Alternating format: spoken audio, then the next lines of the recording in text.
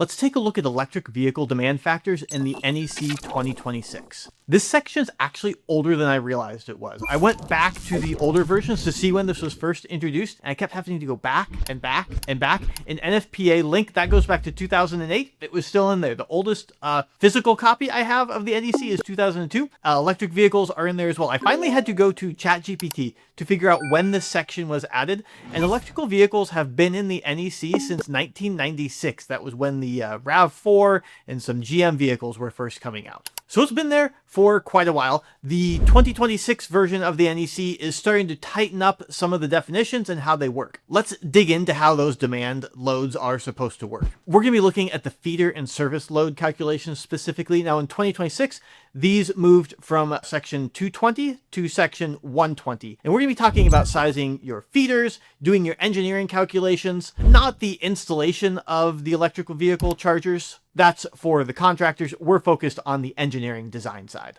Before we take a look at section 120, let's actually go to the back of the NEC to section 625. That's where they talk about electric vehicles. This section is called Electric Vehicle Power Transfer Systems. That's the name of the section. It later defines Electric Vehicle Supply Equipment, or EVSE. That's the acronym that they use throughout the code. Now, most of 625 is about the installation, and so that's for the contractors in the field installing these. The part that we as engineers specifically care about is 625.4. where it defines the EVSE as a continuous load. So that's going to come into play in our calculations that all of these electric vehicles are continuous loads. Let's now go back to section 120 where we have our feeder and service load calculations. You have section 120.57. This was actually added in 2023. So this part of the code is fairly recent. And this is talking specifically about the demand factor for electrical vehicles on your feeder and service load calculations. In 2023, it was the larger of the nameplate rating of the equipment, or 7,200 watts.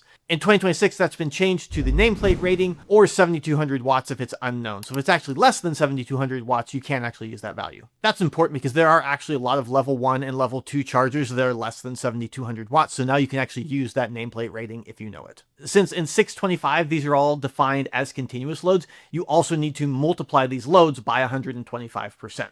So the load from your electric vehicle chargers is the full load of the charger multiplied by 125% because it is continuous. Section 120.80 deals with optional calculations for dwelling units, and they added electric vehicle sections to the new and existing dwelling units. 128.2 talks about new dwelling units. There, they define the demand for EVSE at 100%, so you don't have to use the 125% continuous load. It's only 100% on new dwelling units. That's less than what you would have if you weren't using the optional calculation, though it's actually more than was before, because previously it kind of fell in that extra 40%, so you could take a 40% demand on your electric chargers. Now they're saying you actually have to do 100% of these chargers on new units. Existing units are similar, where previously you could lump it into that 40% of additional load. Now they specifically call it out on existing units. It's 80% rather than 100% on new units. And then finally in 128.4, you have your multifamily dwelling units where EVSE is not mentioned at all.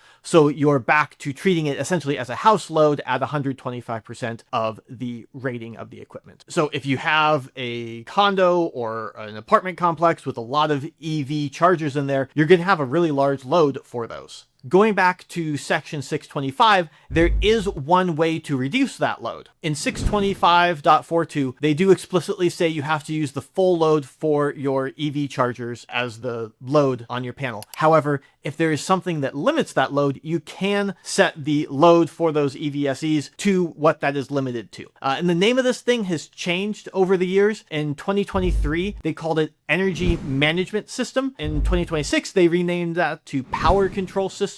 So the specific naming of it has changed, and it's this really dense paragraph explaining all of the ins and outs of when it qualifies or not. But ultimately, you have something that's limiting the load, and if you do have that something in your system, you can limit your load to that value. So here you need to go talk to the manufacturer of your system, see what options they have available. This technology is changing rapidly, so what is available is going to be very specific to the manufacturer of your EV charging system. And here you're actually getting into really interesting engineering, both in how these things are built. I was looking online at these systems, and there's a lot of fancy electrical engineering going into the design of these systems. And then you also have the engineering trade-off of what you want to limit your system to be. So if you have a large apartment complex where a lot of people might be charging these, how are you going to handle that demand? What do you want to limit it to? So that if you have 10 people plugging in their cars, are you going to give all of them a full charge to all 10 people? Or are you limiting it to, half that, 20%, 80%? What is that actually going to be? But in terms of your demand calculations,